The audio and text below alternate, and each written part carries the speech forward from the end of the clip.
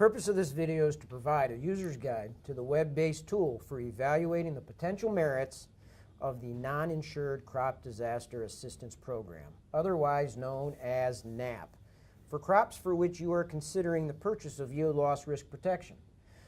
Our focus is on the new buy-up features facilitated by the 2014 Farm Bill. The presenters are Dr. Adam Kantrovich, a regional farm management educator with Michigan State University Extension Service, and the exalted Eric Fisher, Production Adjustment Chief for Farm Service Agency USDA for Michigan. The U.S. Department of Agriculture facilitates a number of disaster assistance and yield loss and revenue loss risk management programs. Crop insurance is administered by the Risk Management Agency, also known as the RMA, and the Non-Insured Crop Disaster Assistance Program, known as NAP, is administered by the Farm Service Agency. Crop insurance provides farms producing corn, soybeans, wheat, cotton, and rice a variety of insurance contract options. Farms producing these crops can purchase coverage against yield loss risks or against revenue loss risks. Prevented planning and other risk protection features are also included in most policies.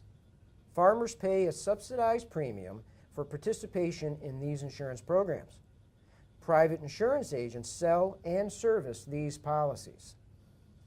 There are a large number of commodities covered by crop insurance under a wide array of insurance policy designs, besides those used for corn, soybeans, wheat, cotton, and rice. These include crops such as apples, cherries, potatoes, citrus crops, nut crops, pasture, and forages. The NAP program, administered by FSA, provides yield loss risk protection for crops not insured under crop insurance. Also, NAP also covers crops where crop insurance exists but coverage is not available for your crop's type and intended use, or the crop insurance program is in pilot status, such as the Cherry Revenue Insurance Program.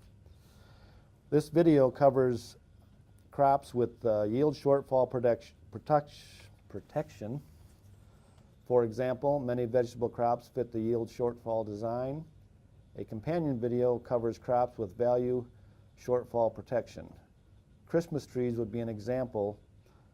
The principal difference between the two programs is how the guarantee is established and how losses are calculated.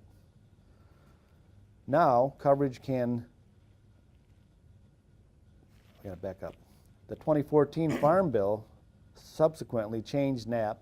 Previously, the maximum coverage for farmers could purchase was 50% of approved historical yield, with shortfalls below 50%, and approved yield being paid at 55% of the NAP market price. Now, coverage can be purchased up to 65% of the approved historical yield, and the yield shortfalls are paid for at 100% of the NAP market price. This is a major improvement in the yield loss risk coverage. Eric, how do you see this tool being used by farmers, lenders, and FSA staff? We all know and understand the value of useful tools in any task requiring efficiency and accuracy. With the tool available to producer, lender, and FSA staff, it certainly allows each of us to communicate and work from the same page very quickly. The web-based NAP tool provides a good indication of the NAP policy value in your farm's financial risk management program.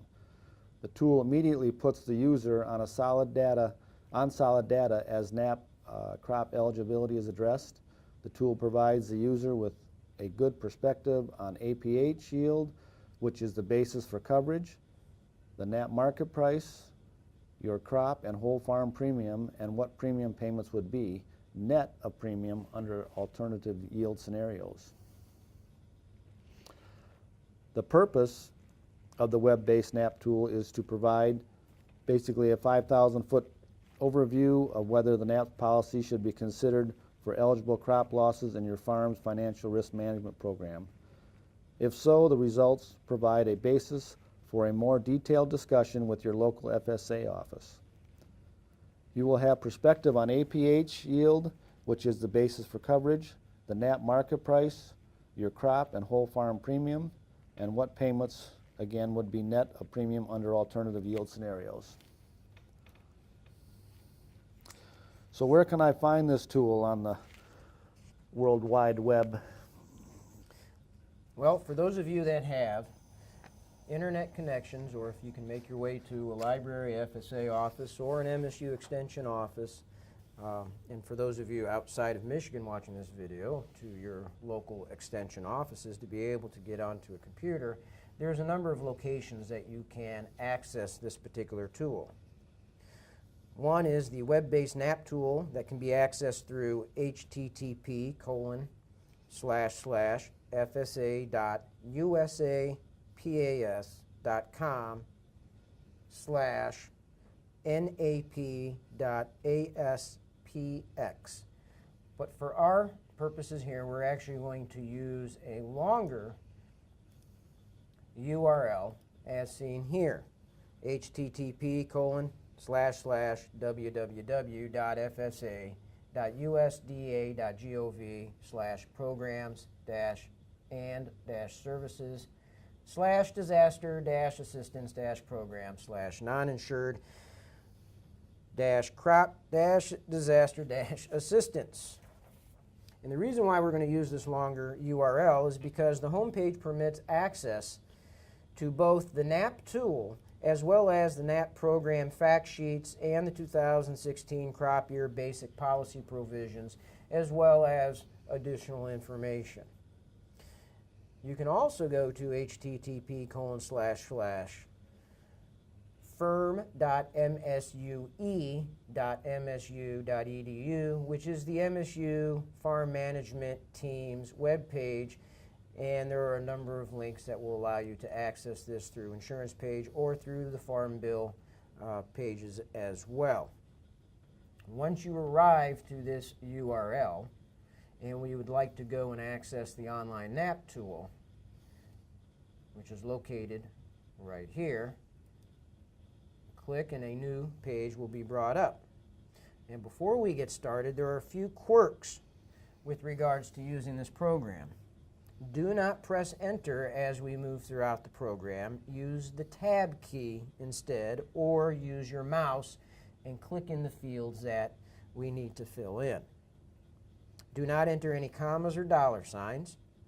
And also, if you would like to restart, you can press the reset button found here. Our first step is to determine whether a crop is covered by RMA facilitated crop insurance.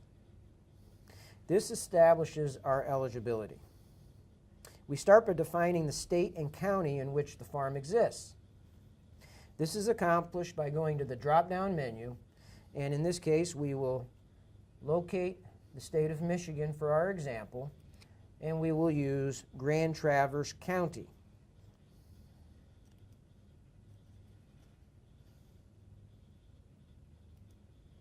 And for this example, we are going to use tart cherries.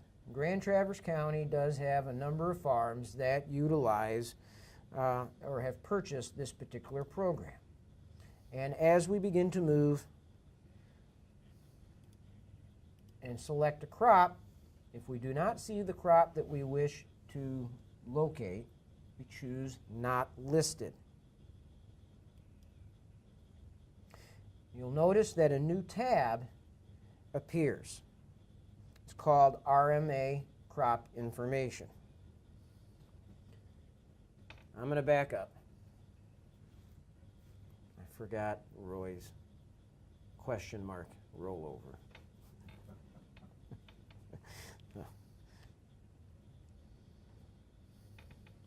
Let's see here. Let me back up. Set.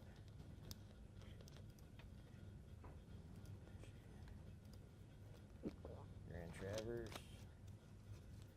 All right. Following choosing the county for which we have chosen, you will see that a new box appears, the RMA check. And in many of these cases, when we have these, you will notice a little button with an I. And as you roll your cursor over that I, it begins to provide information for which you are about to move forward with. And here, step 1, click the RMA Check tab to check if risk management insurance policy is available to insure your crop. NAP coverage is not available if RMA offers a policy that covers your crop. And for this purpose, we are going to choose tart cherries. You will notice that tart cherries are not listed, and so we will choose not listed. Basically, that list, that drop-down list, only shows the crops that are insurable in Michigan. Is that what I'm understanding there? That is correct. And so that list will change from one county to the next based on counties and the state for which you reside. Our next step is to select our crop. NAP crop information, we choose here, and we enter our additional crop information.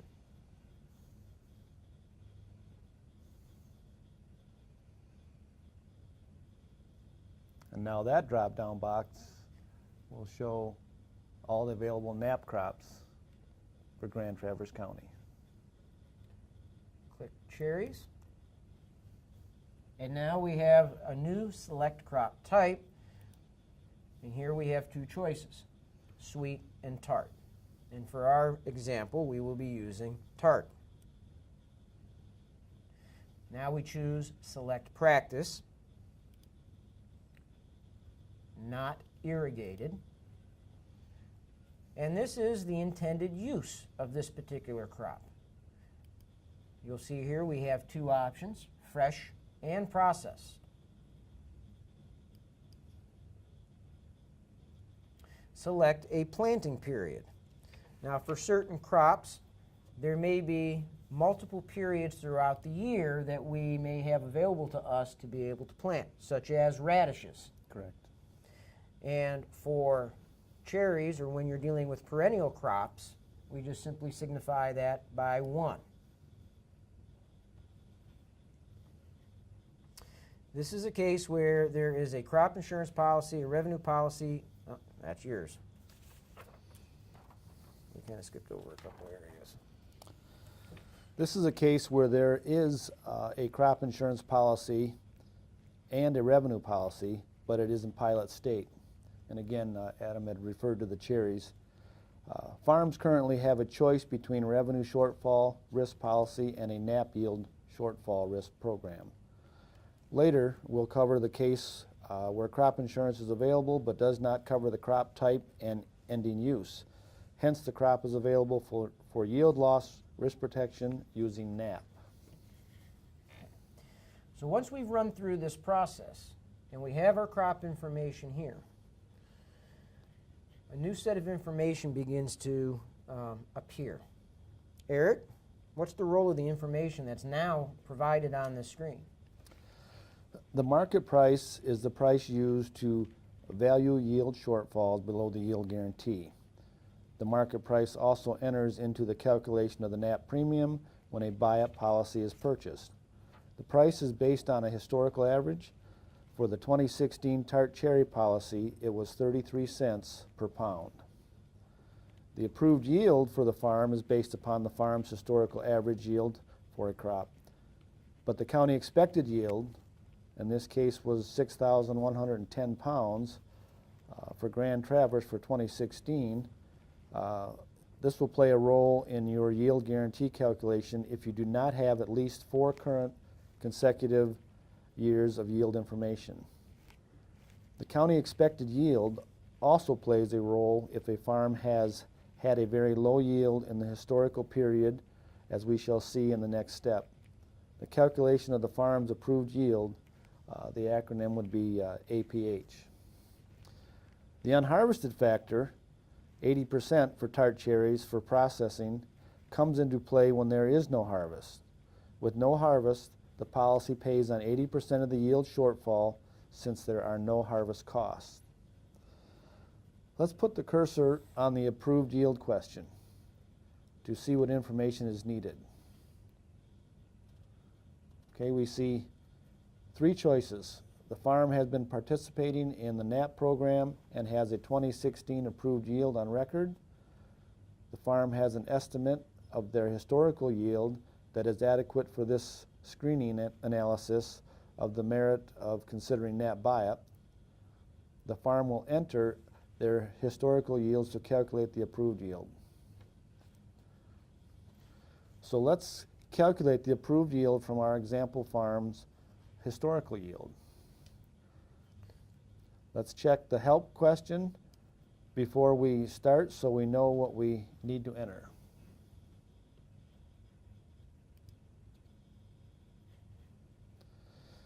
Okay, we see the calculation requires a minimum of 4 consecutive years of production to calculate the average. Up to 10 years can be used, and once the process starts, it becomes a rolling average. If you have 10 years, next year the oldest year will be dropped and the most recent year will be added. Pears and peaches are an exception, as they are on a 5-year rolling average. What happens if a farm has not maintained a yield history or has fewer than 4 years? The approved yield is based on 65% of the county expected yield. On the other hand, if 3 years are available, the 4-year average is based upon 3 years at the county expected yield and 1 year of the farm's yield. The example farm's historical yield for the last 10 years, which we enter in the calculator, are, Adam's going to enter these for us.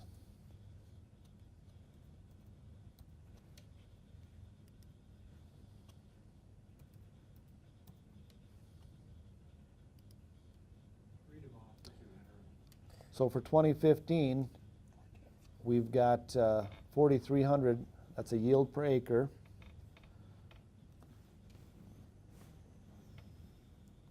For 2014, we're going to start with 2014. The yield per acre is 5,009 pounds. Start that section over. This is the part. Yep. The program's a little screwed up.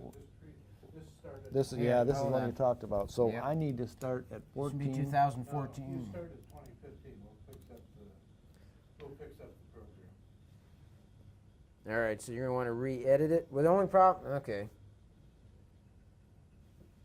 How about instead of using the years, we just say first year, second year? First, that's better. Let's do it that way. Good call. Okay, year 1, year 2, So going year backwards. one, year The one, most recent year most recent. That going to, Yeah. We'll start with most recent and then next. All right. okay, so that way we're not saying years. We won't have to edit it that way. Yep, good. Go back to this sentence here then for. Yeah. Okay. The example farm's historical yield for the last 10 years, which we enter in the calculator, are, for the most recent year, is going to be 4,300 pounds. That's yield per acre. The next year, 5,009 pounds. The third year, 7,795 pounds. The fourth year, there's a 0. Something drastically happened. We'll talk about it a little bit later. But the fifth year, we're going to enter in 6,012 pounds. And the yield for the sixth year is 4,293. Seventh year, very good year, 12,239. As you can see, this calculation takes your actual data. So the eighth year, we'll say we had 6,389. Ninth year, we had 8,881. And on the 10th year, we have 7,587. So we hit the calculated approved yield. And we have the 6,648. I've rounded that up. So let's go back to calculate the approved yield. Let's go back to the calculated approved yield button. And we see that for 2012, was calculated at, Instead of 2012, we're going to use fourth year. right, So, not the 0 that we entered. Okay, just go back and. here, let's go ahead and just let me start. Let me. Yeah. All right. So. we'll just end it right there, calculated, right? We don't even need this. Well, I think the point is we want to show how that 0 changed. Oh, yeah, right. So just say within the fourth year, you'll notice. So. Okay, so looking back to the calculated approved yield button, we see that 2012 was calculated at 3,972 pounds, not the 0 we entered. You did it again. Fourth year. In the fourth year, Fourth year. Why did I say the? you said 2012. Cross that off. Say Those years fourth are year. messing me up. I know. All right. So it's fourth year. Yeah. All right. You ready? Ready? Yep. Let's go back to the calculated approved yield button.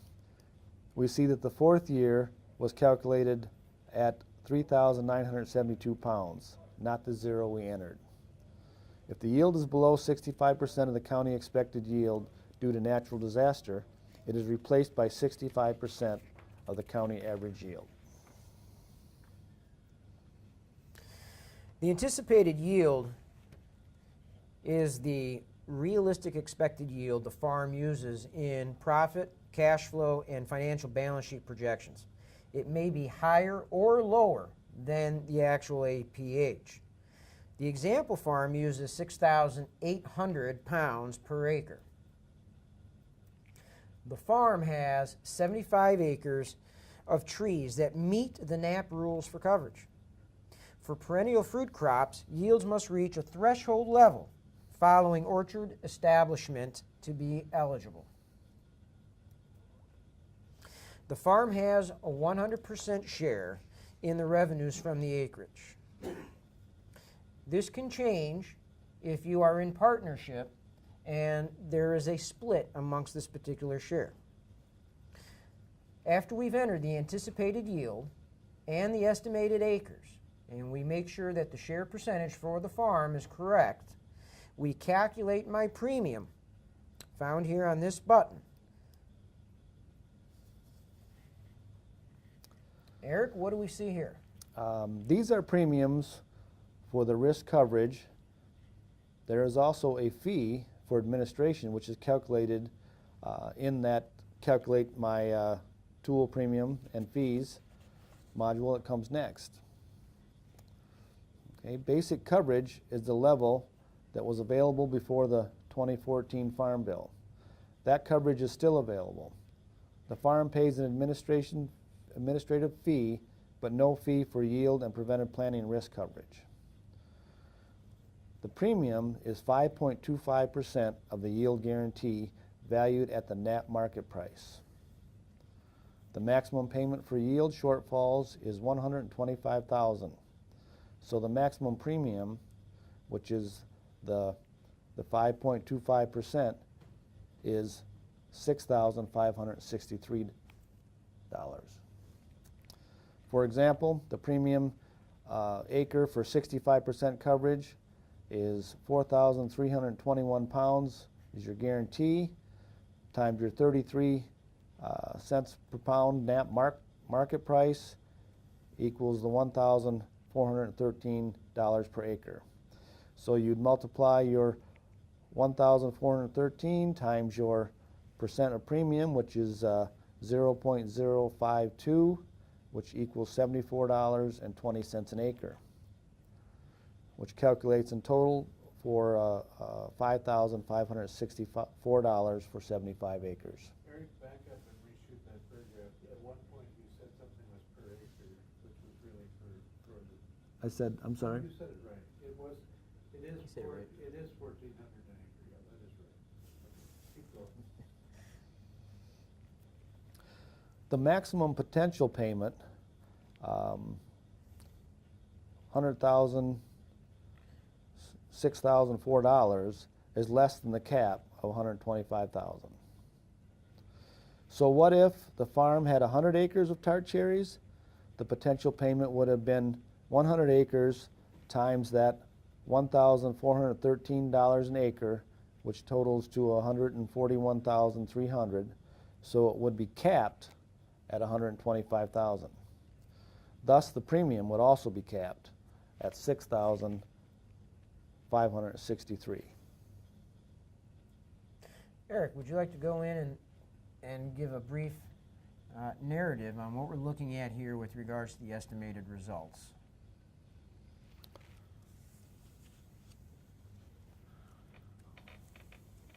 Do I need to stop this for a moment here? You guys may want to switch roles if Adam wants to do that part.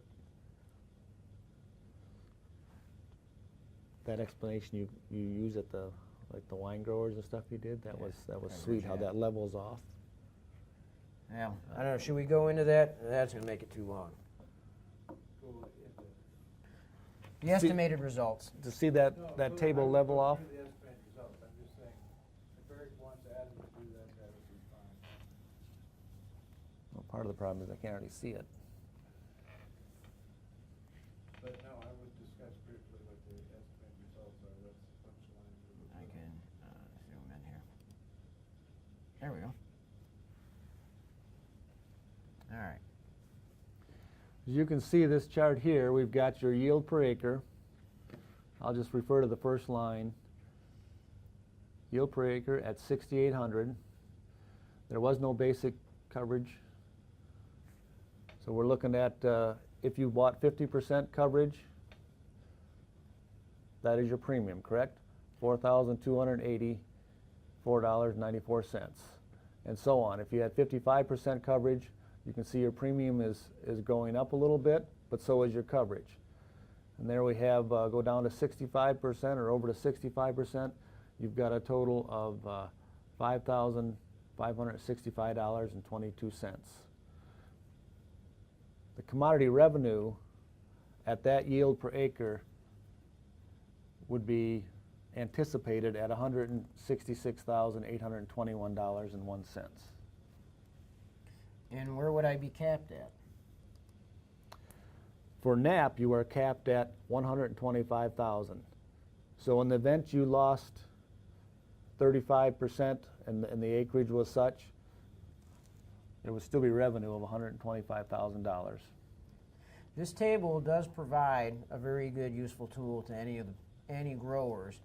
It sets everything up so that we can quickly see, based on an approximate yield per acre, what the costs at various levels, coverage levels, there would be to you, along with potential commodity revenue based off of that. Actually, it's payments. You already covered the cost.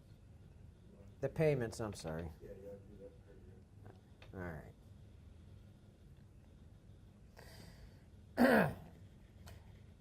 This table is relatively significant for a grower to be able to take a look at. It's relatively useful because if we follow this through based on an estimated yield per acre, this allows us to take a look at each of the different coverage levels from basic up to 65% and be able to see what the total payments in dollars would be less the premium cost. And so this helps us be able to take a look at our overall risk management of our farm and see how this is going to fit in at the most appropriate point for us. So, the last section is the punchline for why consider NAP. It describes the payouts, net of premium, the alternative yield scenarios that you see, and coverage from, again, the basic with yield shortfalls at 55% of the NAP market price to 65% coverage level.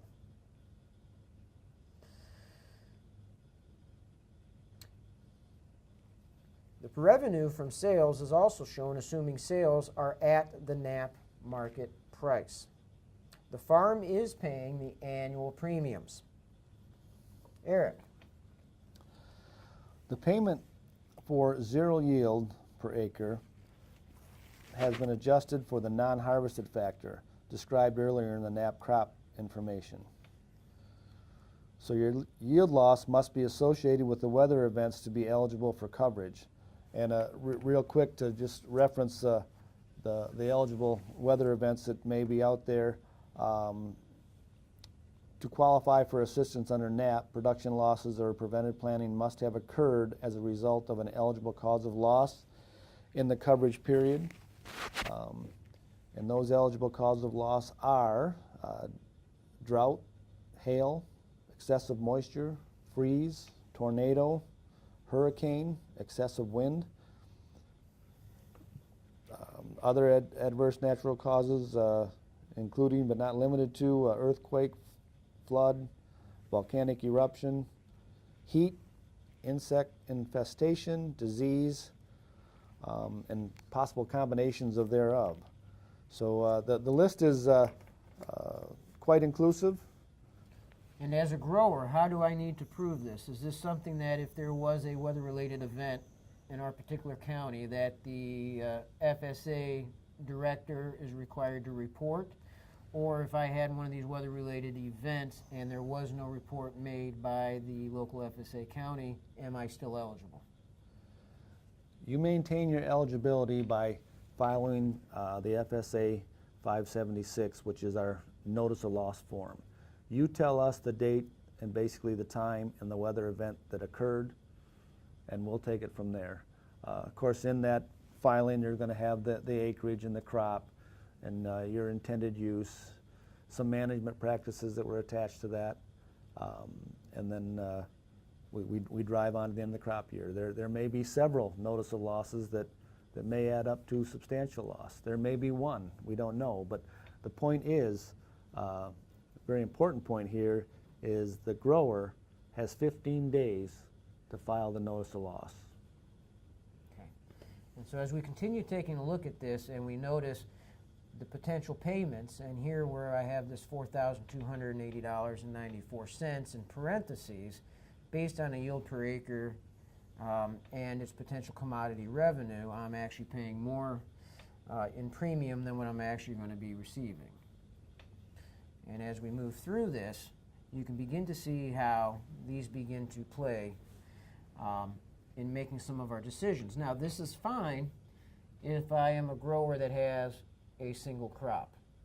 But how do we go ahead and utilize this tool if I have multiple crops?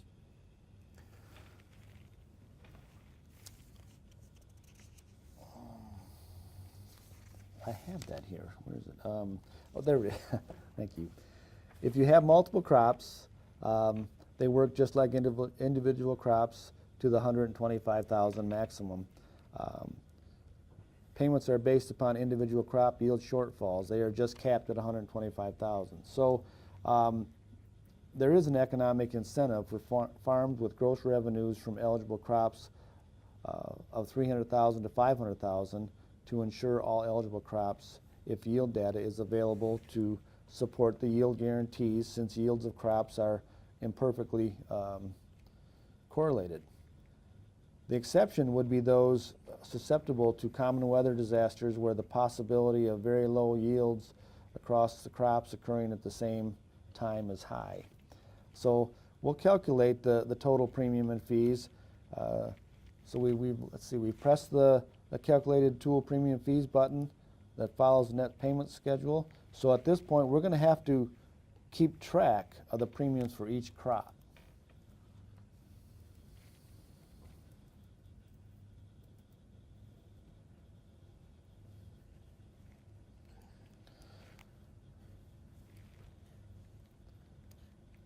In our example, the farm has 75 acres of tart cherries with a premium due of $5,565 and a second crop with a premium of $3,500. So the total premium is $9,065. So it would be capped at the maximum of $6,563. Keep in mind that each crop also has the $250 administrative fee. So the total in this case would be $7,063. Yes, once again I rounded that up, but So there's a bit of a manual tracking here, but it's all automated. Automated. I like that about this this tool. You can stay right within it and keep listing your stuff right there. And so multiple crops is not an issue. And if you're a beginning farmer, socially disadvantaged farmer, or a limited resource farmer, there is a difference in the premium, correct? That is correct. For those that Adam just mentioned, the beginning farmer, socially disadvantaged, or limited resource farmer, the premium would be reduced by 50%, and there is no administrative fees. So the total in our example would be $3,281. Now, Eric, sometimes we have producers that are producing a particular crop that is very unusual for that particular state or the county for which they live in. And we may go to we may go run through this particular process and find a particular crop, and it states that your crop is eligible for NAP coverage. However, the information on county expected yields or the NAP market price and other information may not be available in the system. So if I'm a producer and I receive one of these messages, what's my next step? To contact the local office. There is a process we can go through that will allow us to get that crop on a database. We may need some assistance from the grower themselves, that we can work with the county committee and make requests that particular crop be placed on the Michigan crop table. Okay. And we will probably come to you folks for some assistance on that database to see if you guys have any research out there on it. Is that the question you were asking? Yeah. And what about if we have a crop that might be listed, but the intended use is not listed? There again, it doesn't need to be a stopper to the grower. They just need to inform us that that is their intended use, and we will look into the research and get data behind that to support that. So don't be scared of the local FSA office. Absolutely not. And if we're having issues with this because we can't find a specific variety of a particular crop, the intended use is different, etc., contact the local FSA office and notify them of that for next steps. Yes, and if there's enough of a difference in yield data or price data, we can certainly look at that. And I will use caneberries, for example. We may have that zeroed down to 2 or 3 types when in essence, there may be 15 different types out there. So we'll let price and yield data drive an isolation, if you will, drive that so it's a separate crop versus just a red, black, or Chesterfield or something. All right, thank you. And that concludes this video on how to utilize the NAP tool to look for eligibility. And it is a very good tool that will help summarize and should be a part of your overall farm's risk management plan. Thank you. That's got to be rough. Yes, Roy? Yeah, it's a little rough. I assume. You ready for your second take? Much more than I was the first. I think Adam's voice is in good shape, and the topics you guys got, I think the coverage of topics was very good. It could go smoother, and Eric's voice is a little. Lay it out there. So, you're doing voice leveling between the two individuals, so that may not be an issue. Yeah, I mean, they're pretty, the only issue is your mic is on your right side. Who, So- me? Yeah, so when you turn your head, it changes the volume of your. Well, I didn't put it there. Now it's upside down. Like,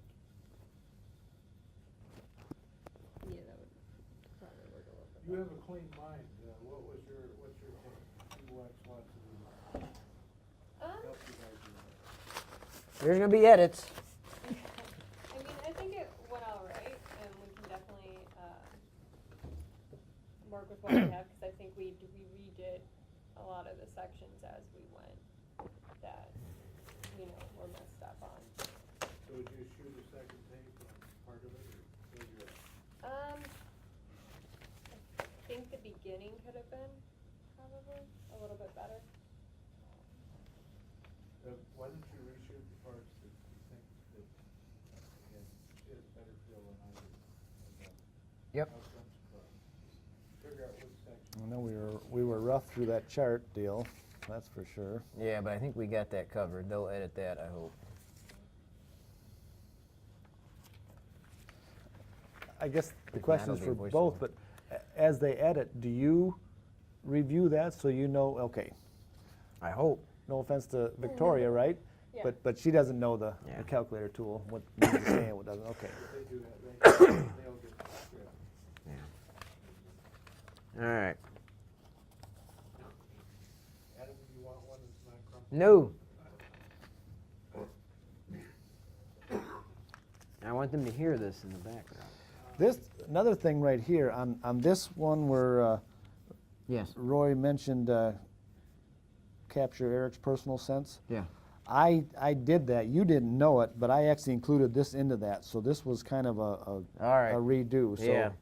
I'm gonna, Cross that off. yeah, you didn't know that, so that's why you were looking at the script to press on. All right. Because I brought That's this fine. information up into there. So Great. That works. All right. Ready? Yep. The purpose of this video is to provide a user's guide to the web-based tool for evaluating the potential merits of the Non-Insured Crop Disaster Assistance Program, otherwise known as NAP, for crops for which you are considering the purchase of yield loss risk protection. And I'm going to redo that. I don't like that.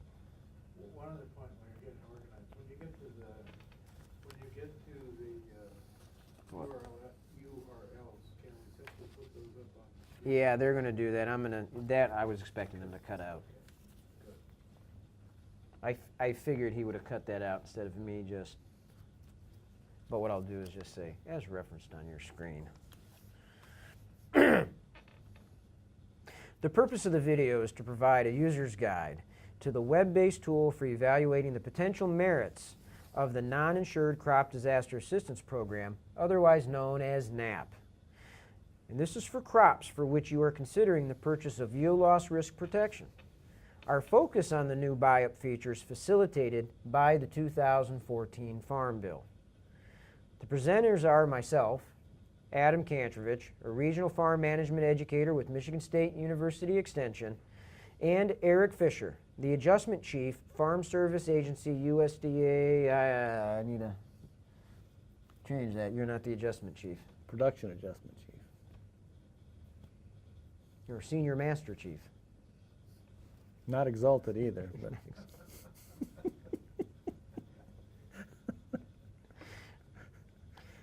The presenters are Dr. Adam Kantrovich, a regional farm management educator with Michigan State University Extension Service, and former President Mr. Taft. You're making life difficult. I am, aren't I? Turn over and just go to that. The purpose of this video is to provide a user's guide to the web-based tool for evaluating the potential merits of the non-insured crop insurance. The purpose, okay, dang it. Now I'm screwing myself up. The purpose of this video is to provide a user's guide to the web-based tool for evaluating the potential merits of the Non-Insured Crop Disaster Assistance Program, otherwise known as NAP. And this is for crops for which you are considering the purchase of yield loss risk protection. Today's focus is going to be on the new buy-up features facilitated by the 2014 Farm Bill. The presenters are myself, Dr. Adam Kantrovich, a regional farm management educator with Michigan State University Extension, and Eric Fisher, production adjustment chief with the Farm Service Agency, USDA for Michigan. The U.S. Department of Agriculture facilitates a number of disaster assistance and yield loss and revenue risk management programs.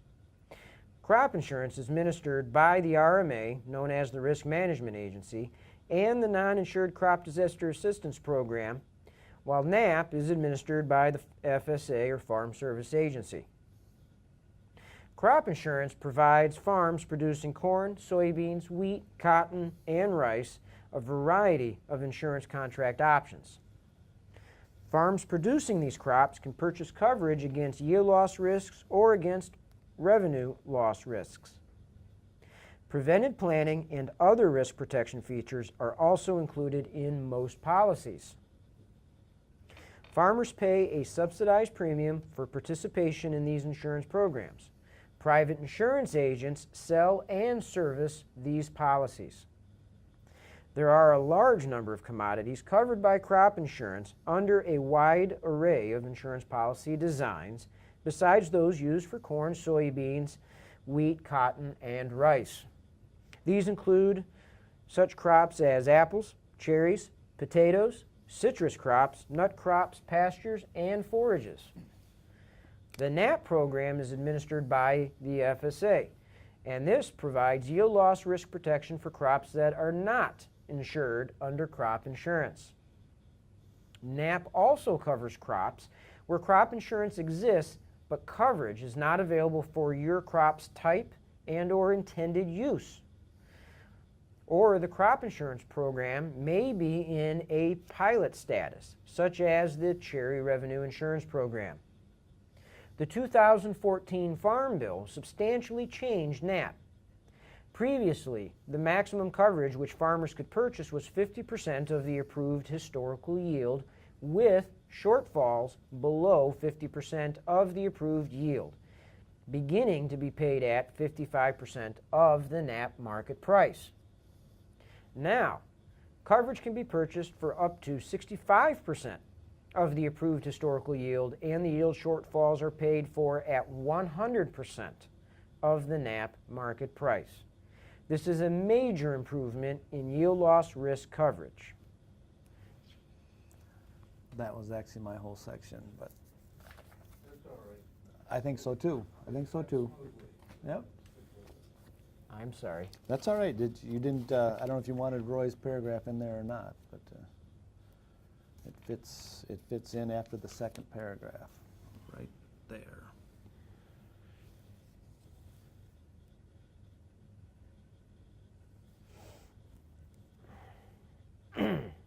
And yes, I'm fine with it.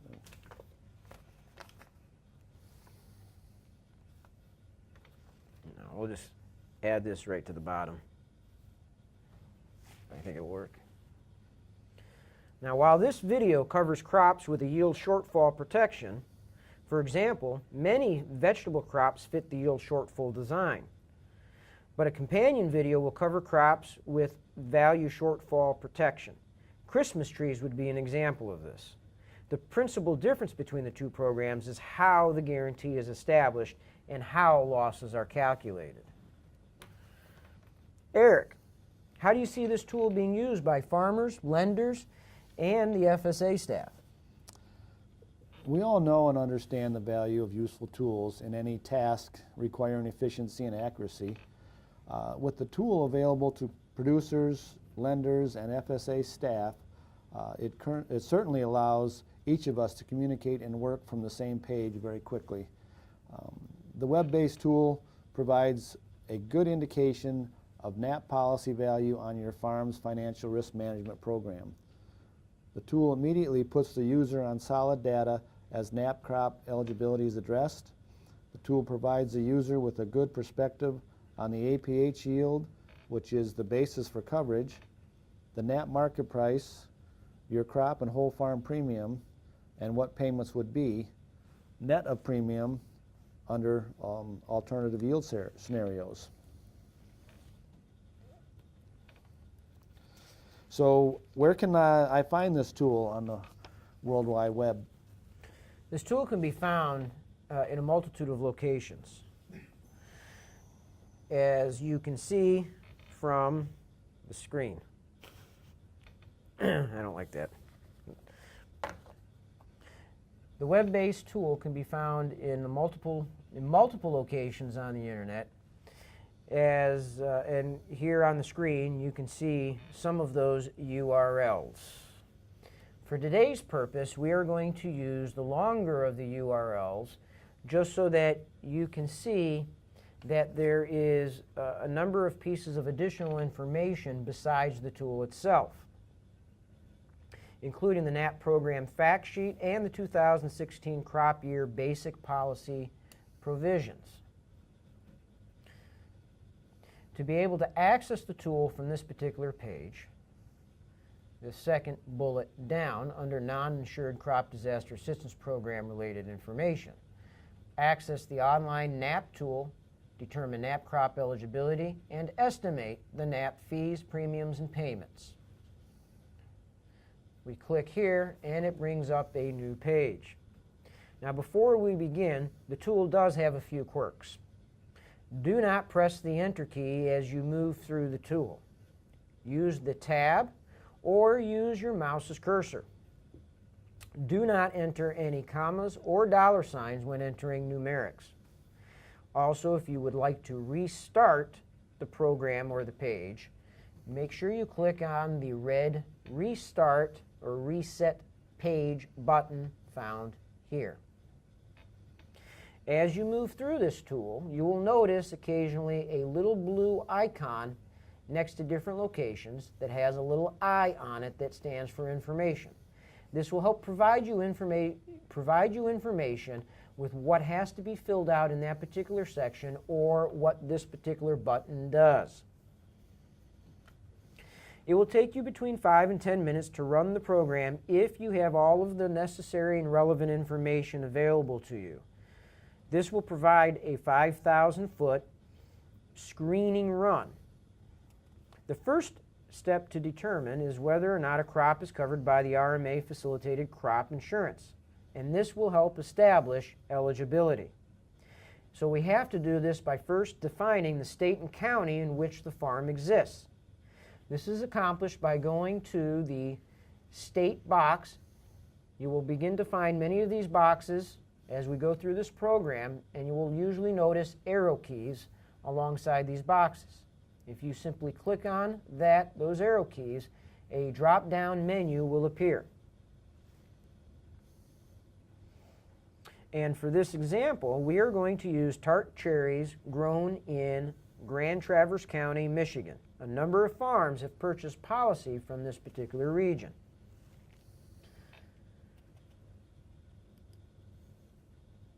Once the state is chosen, you'll notice Select County box appears. We will locate Grand Traverse, click on Grand Traverse, and a new box area appears on the screen that has RMA check.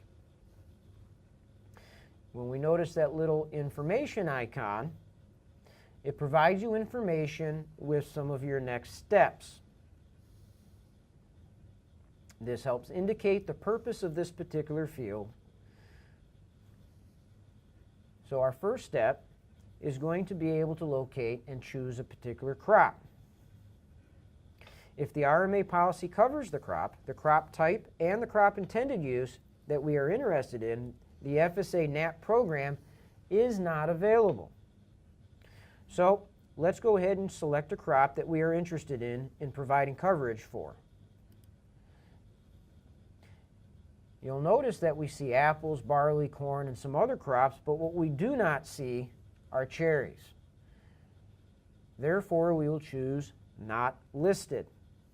From here, a message will appear indicating that the crop we are interested in is not on the list, which indicates that a crop insurance policy is not currently available for that crop of interest, or that crop's insurance policy may be considered a pilot insurance program. And this is a case where there is crop insurance, where there is a crop insurance policy, a revenue policy, but it is in pilot state. Farms currently have a choice between a revenue shortfall risk policy and a NAP yield shortfall risk program. Later, we'll cover the case where crop insurance is available but does not cover the crop type and intended use. Hence, the crop is available for yield loss risk protection using NAP. So as we entered, not listed, a new button has popped up, NAP crop information. And again, if we slide over our cursor over that I button, it provides you with information on your next steps. The first drop down is select crop. If your crop is not listed, it is uninsurable by RMA. Click on not listed and the NAP crop information tab will appear. If your crop is insurable, the next drop down will be RMA's type classification.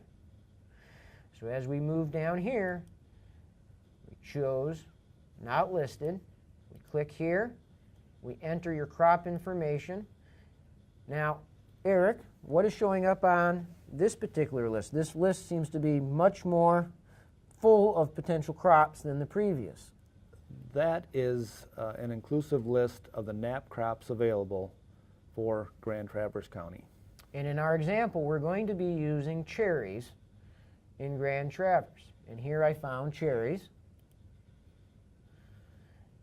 And our next step is to select the crop type. So there's a subtype of these particular cherries, sweet or tart. And for our example, we will be using tart. Then a type of practice. Here we have irrigated or non-irrigated, and we will be using not irrigated. And then our intended use, fresh or processed. And for this example, as most tart cherries are for the processed market. Now the planting period, here we have only one choice. For perennial crops, we would choose one. But there are many other crops that may be planted multiple times or at various times throughout the season, such as radishes, correct? That's correct. Lettuce is out there as well as multiple plantings. Okay, Eric, so now once we have filled all of this out, we now have some additional information that has appeared along with some additional boxes that we are apparently going to have to work on. What is the role of some of this information, FSA market price, unharvested factors, etc., that we see here? The market price is the price used to value yield shortfalls below the yield guarantee. The market price also enters into the calculation of the NAP premium when a buy-up policy is purchased. The price is based on a historical average, so for the 2016 tart cherry policy, it was 33 cents per pound. Now the approved yield area for the farm is based upon the farm's historical average yield for a crop, but the county expected yield is 6,110 pounds. So for Grand Traverse, that was for 2016. The role in our yield guarantee calculation, if you do not have at least 4 current consecutive years of yield information. I didn't do that right. Starting with the approved. Yep. The approved yield for the farm is based upon the farm's historical average yield for a crop. But the county expected yield is 6,110 pounds for Grand Traverse for 2016. Will play a role in this guarantee calculation if you do not have at least 4 current consecutive years of yield information. So the county expected yield also plays a role in the farm if a farm has had a very low yield in the historical period, as we shall see in the next step. The calculation for the farm's approved yield, APH as we refer to that. The unharvested factor for tart cherries, 80% for tart cherries for processing, comes into play when there is no harvest. With no harvest, the policy pays on 80% of the yield shortfall since there are no harvest costs. And there is an unharvested factor on every crop. Would you mind if we try something different? Absolutely. All right. Hold on to that. This reads awkward to me, this one Yep. does, but All right, let's go ahead and do this. All right, Eric, the approved yield for a farm is based on the actual farm's historical average yield for a particular crop. Now, in this case here, we can see that the county expected yield for Grand Traverse County for the 2016 is 6,110 pounds per acre. How does that play a role in our yield guarantee calculation?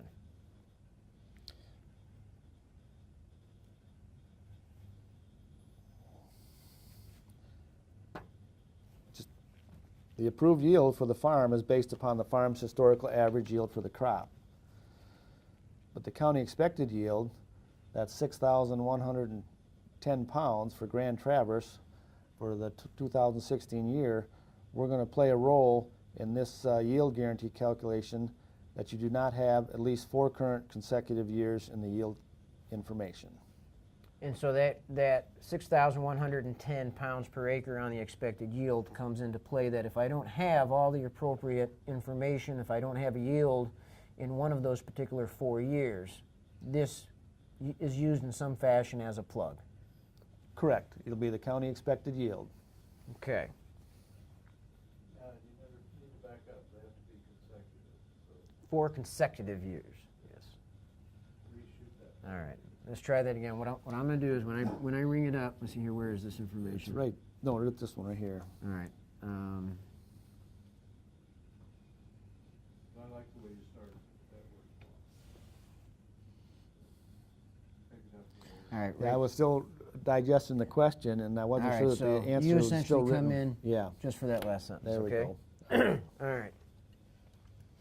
Eric, the approved yield for a farm, as we see here, although it is blank presently, is based on the actual farm's historical average yield for that particular crop.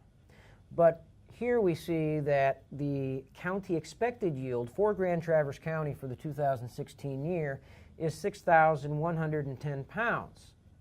How does that play a role in the yield guarantee calculation? Well, if you don't have at least 4 consecutive years of yield information, we're going to allow you to use the county expected yield. Okay. And now here, as I take a look at an unharvested factor of 80% for tart cherries for processing, how does that come into play? What does this 80% mean? The unharvested factor, 80%, as you see there for tart cherries for processing, comes into play when there is no harvest.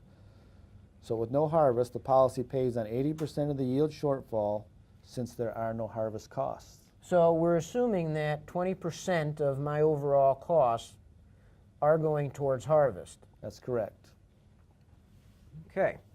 And as we begin to move and finish working this particular tool, you'll notice that my cursor is presently in the approved yield. So what does this mean? As I roll again my cursor over that blue eye, this begins to provide us with some additional information. Is that correct, Eric? There seems to be 3 choices here. That's correct. The choices are the farm has been participating in the NAP program and has a 2016 approved yield on record, or the farm has an estimate of their historical yield that is adequate for this screening analysis of the merit of considering NAP buy-up, or the farm will enter their historical yields to calculate the approved yield. Okay. So if we wanted to move forward and assume that we have historical yields that we've been keeping track of. Well, let's calculate that approved yield from our example farms. Okay. And we can use up to 10 years worth of data, correct? And if I have all 10 years, how does that work? Am I using all 10 years of that information? And what happens when I put in my newest up-to-date year next year in here? Well, we see the calculation requires a minimum of 4 consecutive years of production to calculate the average. As you can see there, up to 10 years can be used, and once the process starts, it becomes a rolling average. If you have 10 years, next year, the oldest year will be dropped, and the most recent year will be added. Quick note here, pears and peaches are an exception. They are on a 5-year rolling average. So what happens if a farm has not maintained a yield history or has fewer than 4 years? The approved yield is based on 65% of the county expected yield. On the other hand, if 3 years are available, the 4-year average is based upon 3 years at the county expected yield and 1 year the farm's yield. The example, farm's historical yields for the last 10 years, which we enter in the calculator.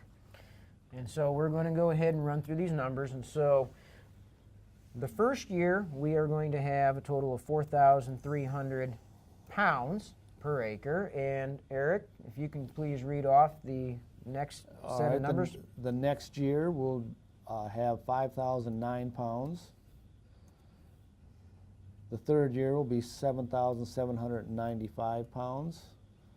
The fourth year, apparently a bad year due to some type of eligible cause of loss. We have a 0.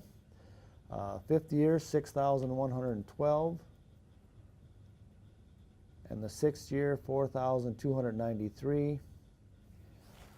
The seventh year, apparently an extremely good year. We had 12,239 pounds. In the eighth year, we had 6,389.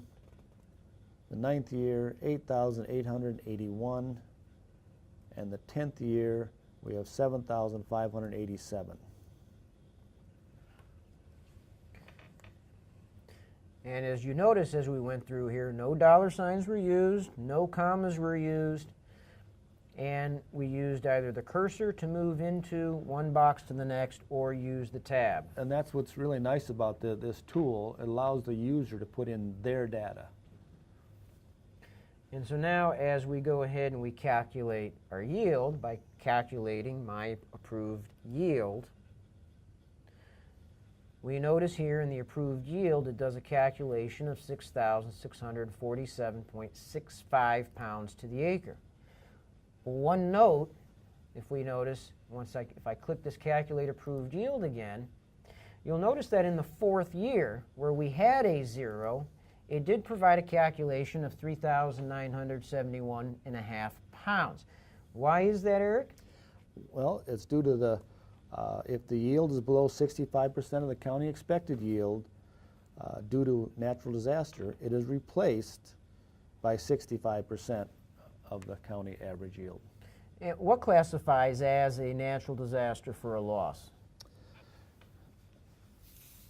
Our causes of loss to qualify for assistance under NAP include drought, hail, excessive moisture, freeze, tornado, hurricane, excessive wind, earthquake, flood, volcanic eruption, heat, insect infestation, disease, basically any combination thereof. Okay, now, if we were to have one of these particular events, I know many times the local FSA director will choose to put in a formal report that gets sent up the line, as it were. But if there was a particular disaster that was caused by hail, wind, etc., that affected a very small area within a particular county, and no report was filed, and a producer comes in and says, I have hail damage, are they still going to be covered? Your eligibility is maintained by filing what we call the Form 5 FSA 576 Notice of Loss Form. That is where it is documented the dates of the weather event, the time, the acreage, the location, basically all the pertinent information for an adjuster to review this and inspect this. There can be as many notice of losses as need be, I guess, if you will. It may take several notice of losses that accumulate to one total loss, or you could have a freeze at the right time of year to wipe out the whole crop right at the get-go. But the important thing is for the grower, the NAP participant, to file that notice of loss within 15 days of the event. And it gets more specific on hand-harvested crops in the terms there's basically 72 hours to file that notice of loss. But as a grower, you're the one monitoring the crop. You know what's out there, what may have affected the crop. So a simple phone call to the FSA office will start the process. So don't wait. As soon as you think there may be a potential issue, notify the office, let them be aware of it, so at least a process has started, so that if it does come to fruition with a significant loss, that at least we can move forward. The awareness has to be to everybody that the loss may have occurred. Where it goes, we'll have to see at the end of the crop year. But Good. So now as we complete this and we take a look at, we continue on with regards to this particular tool, we need to continue filling out some additional information. The anticipated yield, as you'll note here, is the actual realistic expected yield that the farm will use in profit, cash flows, financial balance sheet projections. This may actually be higher or lower than the actual APH. And in this example farm, the farm uses 6,800 pounds to the acre. This particular farm is farming 75 acres of trees that meet the NAP rules for coverage.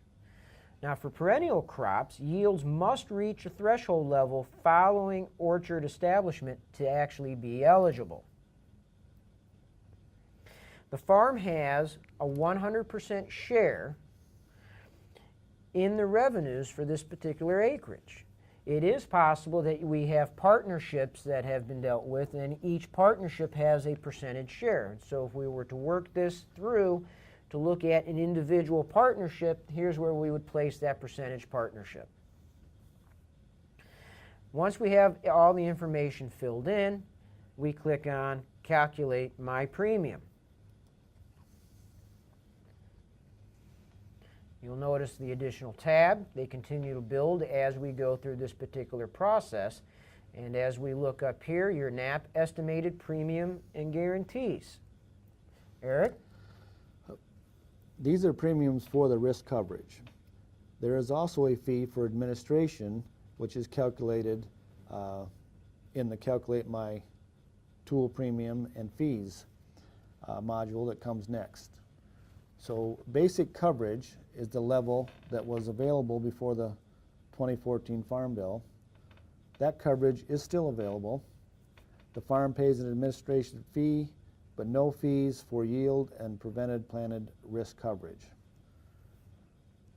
The premium is 5.25% of the yield guarantee valued at the NAP market price. The maximum payment for yield shortfalls is $125,000. So therefore, the maximum premium, again, is that 5.25%, which totals out to $6,563. So Eric, regardless of how many acres I have, crop varieties, etc., no matter what, I will always max out at that $125,000 in a worst case scenario. That's correct. The maximum of $125,000 and a maximum premium of $6,563. Okay, so now if I'm looking at our example farm here, if I take a look at the 65% coverage level, which is showing that I would actually be covering for a yield guarantee per acre of 4,321 pounds. How do we begin to, if you walk me through this process on figuring out my guarantees, etc.? Well, that premium, again, using the 65% coverage, is the 4,321 pounds of guarantee times our NAP market price, which is 33 cents a pound, which would equate to $1,413 an acre. So you multiply the 1413 times the 5.25, which calculates for a total of $74.20 an acre. Or in our case, our example was 75 acres, that's a premium due of $5,564.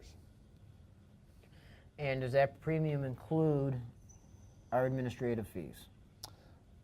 At this point, it is not here. It shows up in the calculator, but this example is strictly the premium. Okay. And so, under this particular scenario, my maximum potential payout is $106,000.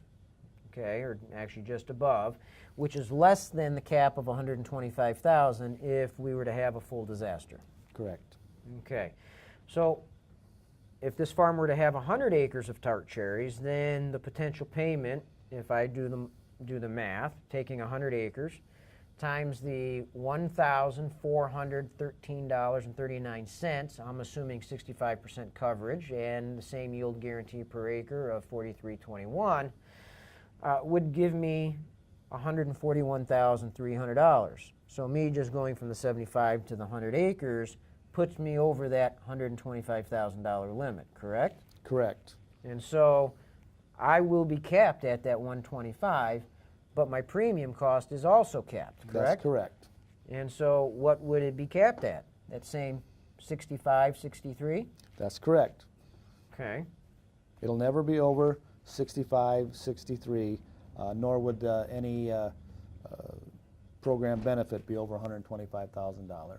All right. Now, as we talk about those particular administrative fees, if you're a beginning farmer, a socially disadvantaged farmer, or a limited resource farmer, there's a reduced rate on some of the premiums and the administrative fees, correct? That's correct. For those, that group that you just mentioned, beginning farmer, socially disadvantaged, or limited resource, the premium would be reduced to 50%, and there is no administration fees. So therefore, in our example, that premium total would be $3,281. So it's very advantageous for individuals in that particular level to really take a look at this particular program and take advantage of it to be part of their larger risk management tool, risk management program for the farm. And so as we continue to look through this and we move down to an estimated results piece, this last section really is the punchline for why do we want to consider NAP. It describes potential payouts, your net of premium for alternative yield scenarios, and coverage from basic with yield shortfalls valued at the 55% level of NAP market price all the way to 65% coverage with shortfalls valued at 100% of that NAP market price. The revenue from sales is also shown assuming sales are at the NAP market price itself. And the farm is paying an annual premium. So if we take a look under these potential yield per acres, we are able to notice and choose our particular coverage levels from basic to the 65% level and take a look at what the potential return is based on those commodity revenue, correct? Yes, that's correct. I like the comparison that it gives you along the line. This allows, we can't really write on this particular screen, but this does allow you to begin to take a look at and create if you follow my cursor, to begin to take a look at what particular levels under these scenarios where we begin to see returns and an increasing rate of those particular returns. A very good risk management tool. So now, Eric, payment for zero yield an acre has been adjusted for the non-harvest factor, which we described earlier in the NAP crop information section. But again, these losses have to be associated with something, right? And we discussed some of those items. The eligible cause of loss, correct. Okay. Now, we're taking a look at this from a standpoint of all I'm growing is tart cherries. But we know many farms, especially in our particular region, have multiple crops that may be eligible for this. How can we use this tool to be able to determine costs, eligibility, etc.?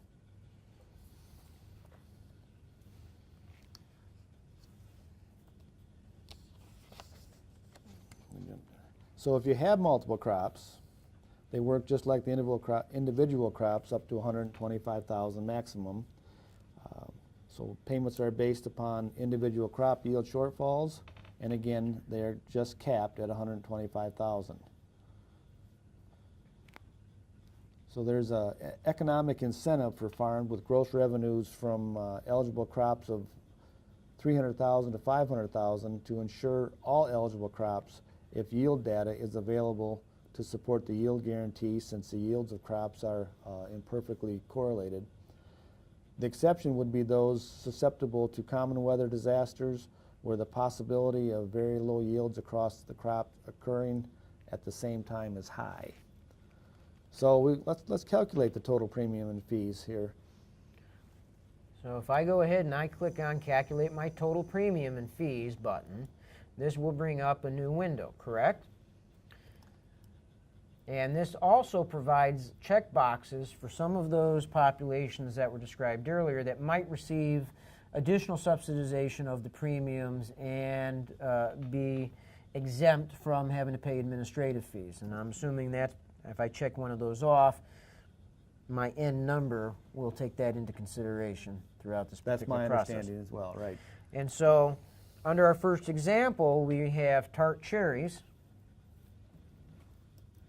correct? And my premium amount that in our example that we were going to use for that first crop of 75 acres of tart cherries with a premium of $5,565 would be entered here.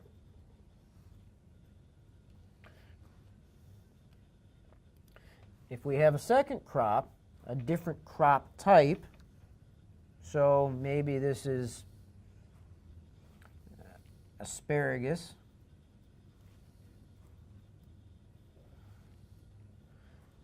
and we totaled up, we went through this entire process and found what our premium cost there, we add this here as well, correct? That's my understanding, yeah.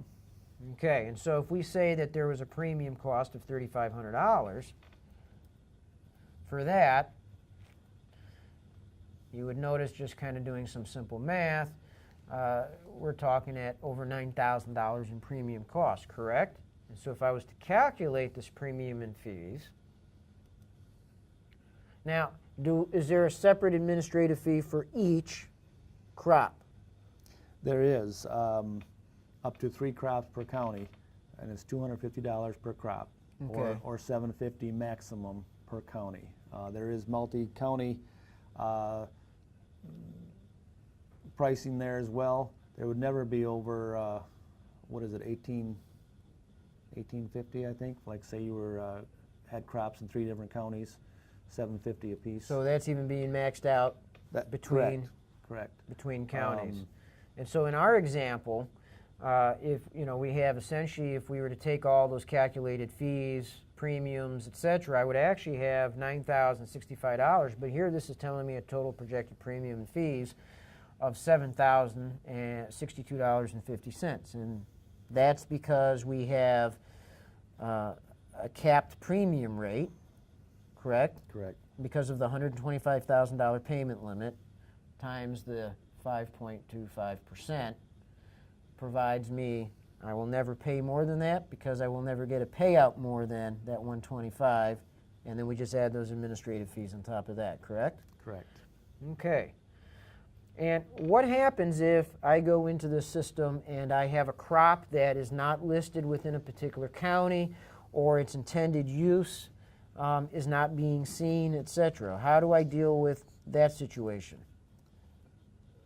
Well, we understand that may be out there. We also know that the data behind the crop table represents over 450 crops, if you will, with intended uses in Michigan. But in the event that there isn't a crop there that a grower is looking to produce, there is a process we go through, the form that we fill out that will take your data and we'll research it further, possibly get with the university extension people, and we'll make that request up to Washington to see if it's something that we can do here in Michigan. Quite often they have had us simply group, and I'll use caneberries for example, group them together as a red or a black versus a more specialty blackberry or something. But if the price is substantially different, that would be a good reason for us to pursue that and get the producer, to isolate that crop out by its intended use and type. And this is good. This tool is used and can be used across the country for this particular program. You just have to, in the beginning, begin to start off with choosing the correct state, county, etc. Your FSA office is there to help if you have questions with regards to this. It's easy to locate this particular program. and ought to be a part of your risk management strategies and tools, and just something else to have in your toolbox for the farm. And with that, we hope that you will take advantage of this particular program, and it is a worthwhile tool to use. Thank you.